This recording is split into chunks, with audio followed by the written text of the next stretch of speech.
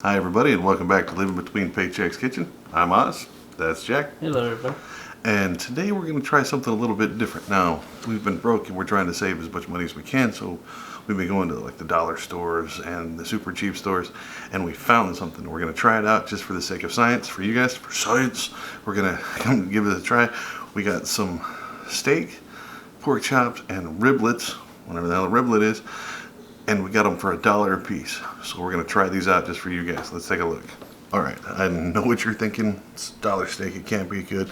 But I want you to take a look at this with me. Like, this is the package. This is what this awesome thing is. Now I'm going to show it to you. It is that thin. Like, this is ridiculous thin. So we're going to try that right up with our pork chop. Same thing. Still like less than half an inch tall. Now the riblets look pretty thick, right? You're like, oh, that's a pretty good piece of meat until you realize it's like 2 inches wide. So while that might work in my Tinder profile, let's see if it works for our food. All right, so you can see these are all packaged, but they're like vacuum sealed around them. So we gotta get them. Oh, and this one's been thawed out, so it's nice and fleshy, which makes this more difficult. So you might want to leave it frozen. Oops. And it doesn't just squeeze out like a meat gel, like a meat popsicle. Just, oh, the scissors. Just take it and pull this out. Don't worry about it getting it on your hand and dripping all over the place. It probably comes from a first world country. I would hope so. Oh, and just plop that out and get that ready. Now look, you can see how thin this is. It's, oof, oof, okay. You can see it just got a funky smell to it. But it's brown colored. It looks like a topographical map of somebody's colon on the inside. It's not happy. So this is what a regular steak looks like. You see how thick it is and pink and nice. And now this is a pork chop. Like, you want to see how thin it is? I want to take it, put an edge on it, and use it to shank somebody or cut something. And then you can eat the evidence. Perfect crime. Mm-hmm. We got all these out, and you got that membraney beef thing. Let's cook it. The mystery ribeye. All right, so we did these at about medium high, which is average on our stuff. You don't want it too high because you'll burn it, especially. That's just a straight thunk. I'm surprised you didn't take a piece of the non-stick out with that. That's my fault. All right, so we cook this down. It starts hopping and cupping and bending. Just push it down, and then you gotta hold it down. See how it's starting to brown a little bit? That part of it, didn't it like went gray and it wouldn't go brown? Mm-hmm. Bad pork chop. Tastes better. I don't think it works that way. I don't know, when I got spanked as a child. Well, I don't want to bring that up. But and I guess that's done. Is this going to get when the bone starts burning but the meat won't go past gray? So we saved time. We just kind of wiped out this thing. So don't judge us for the skillet. But these riblets, they're supposed to be mesquite barbecue. Yeah, they actually came seasoned. And it actually smells really good. Like, I enjoy the smell of these. Now, there was a restaurant down the road from us. Used to get these riblets, right? And you can see where the bones are in there. And they take them and would slice them in there and then fry them. And then, like, season it with different kinds of stuff, kind of like wings and stuff afterwards. Now, you can kind of see, as thick as it is, you can turn it on the side. It's not quite big enough for, like, a pig hinge, but maybe like a Hamdrian's wall. We're getting there. It doesn't really hold up, but it's thawing because it's frozen, so it takes a little while to stick. And then you take it, and okay. Kind of fried part there. I didn't know it was a part. I thought it was just thick. I guess it's 2 pieces. All right. So we cooked a couple pieces of it. You can see where this one's actually browning. You know, it had seasoning on it, so it's going to be a little brown anyway. So go ahead and pull those out as soon as both sides look like that. And get ready for this next part. Here we go. All right, the piece de resistance. The good stuff. Resistant. Oh, get off the plate. Oh, gross. Oh, I just kind of splorped into the thing. The Spam tastes probably better than this. I'm betting. I'm putting money on it. That I would rather eat Spam than taste this thing. Look at it. Like, just. It's so part of it's pink. I'm putting salt on it. I'm kind of surprised it didn't crinkle up and like squirm away, trying to get away from the salt. Oh, this thing is so funky smelling. It is so bad. Just roll it as best you can and just splat that, whatever the hell that is. I think it's blood that fell out of it there. Congealed blood blob? Yeah, that refused to cook. Now, the yellow stuff leaking out of this is the soul of whatever animal this came from.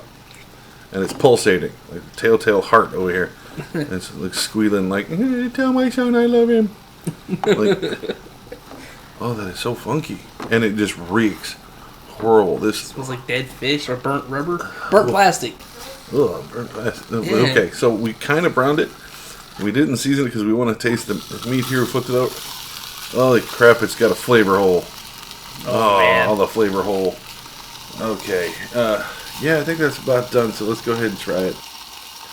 Alright, so we got it all cooked. Here's the part that's going to be horrible. Now, if we don't eat it, we're going to throw it down to my dog Zool and let her eat it because she'll eat just about anything. Because she sits around licking her butt all day, so what does she know about taste? So, we're going to try the dollar pork chop thing first, which cooked up alright. Kind of looked like a pork chop, just really thin. It looks like pig, I guess. Yeah, it looks like the basic pack of shitty pork chops you get, just Or thin. it also looks like a, cross section of a human leg, so that's kind of nerve wracking. Oh, it still tastes like pork. If it's people, what do you worry about? All right, so We doing this? yeah. Oh, it's cold. Well, bland as shit because we didn't season it all. It's got this nice slimy texture to it. Aids in digestion. It helps it get it out. So if you absolutely need a pork chop, that's the way to do it. Okay. So now that we got that taste out of our mouth, we're gonna try what I think is gonna be the best part of this. Is gonna be the riblets, whatever the hell that is. I think it's just a rib that they cut down into little bitty pieces. So, all right. I mean, it smells good. It smelled good when we was cooking it. I think this might be the best thing out of the three before biting into it. Well, that don't mean much if all the rest tastes like butt. Mmm, bone. Oh, yeah, there's bone. There's fucking thing. Yeah. Ooh, it's all in my teeth and shit now. Oh, Not terrible. a little gristly, but ain't bad. Okay. That was way better than a pork chop. Yeah. Alright, so this is what we all came here for, was this thing. Don't let this sit up in front. Let's pull you. This was this dollar steak from this dollar store. And it smelled horrible while we were cooking. Like, it was like freezer burned, uncooked chuck. Like, he says it smelled like dead fish. Like And I was fish. worried that if you put the salt on it, it was going to shrivel like slug flesh. So, I don't know if I want to try this. But just for you guys, we're going to try this nasty shit. See if you really want to taste this, if you really got that kind of broke. Alright. I think this is just blood that fell out of it. Holy crap. I don't want to contaminate my knife, so.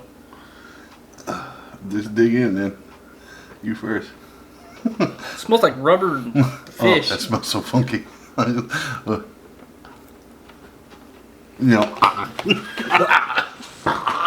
It tastes like rubber.